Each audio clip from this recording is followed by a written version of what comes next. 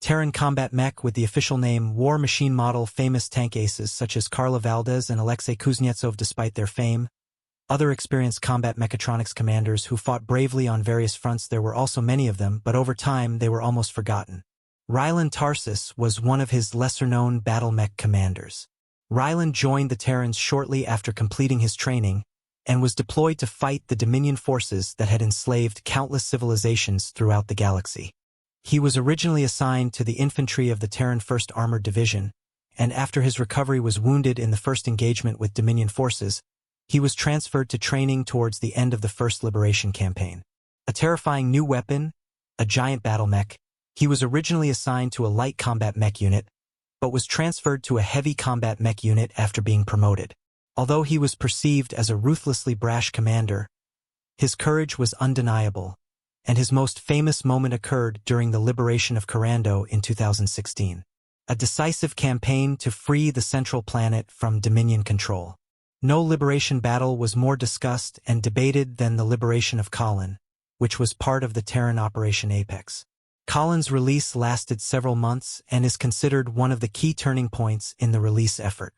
The Terran military hopes to decisively defeat the Dominion forces here, but they face significant challenges and setbacks that will ultimately cost many lives, and most of the viewers have yet to subscribe.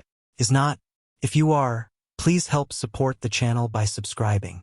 Ryland's story begins on the warm night of the first attack on Corbin, and after setting out to join his forces after a hard day's fighting, Ryland is confronted by a Dominion tank force blocking his path and his command. I encountered an official.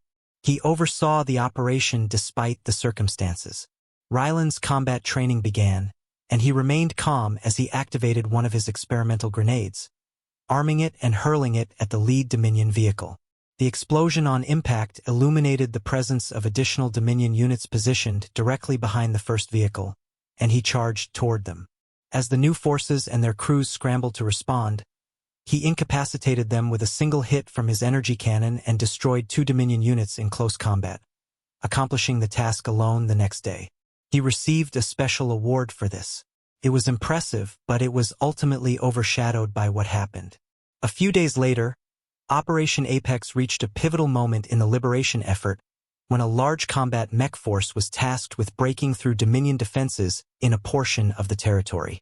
Despite their strength, the heavy fighting severely damages many Terran war machines, including Ryland's troops, leaving them unable to participate in the impending assault on the capital and sitting around frustrated while their troops are repaired. It was just that, and he had given up on not participating in the attack. But fate had other plans for him that day. Around noon, ominous news reached the company's repair shop that a Dominion armored fleet consisting of several dozen troops was advancing rapidly from the Battle of North Ryland.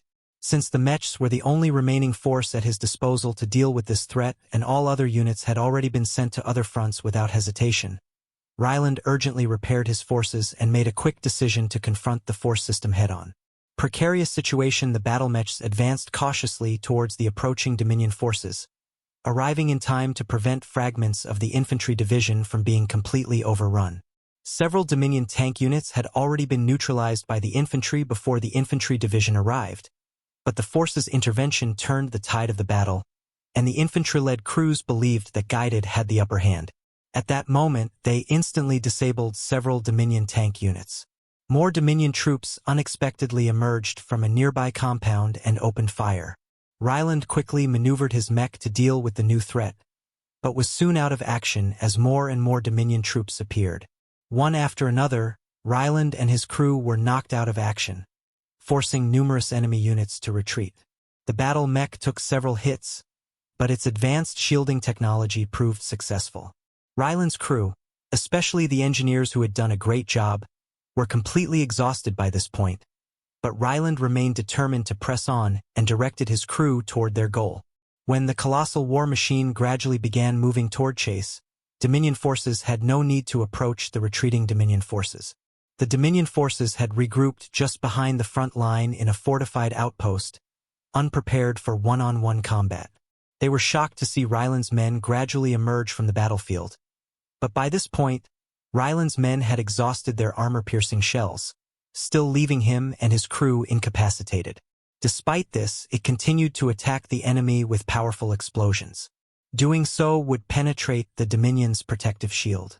These powerful fires could still cause catastrophic damage, and the force continued to take damage and was at risk of losing its systems, so when Ryland and his crew reached the Terran lines, Ryland eventually ordered the enemy soldiers to retreat.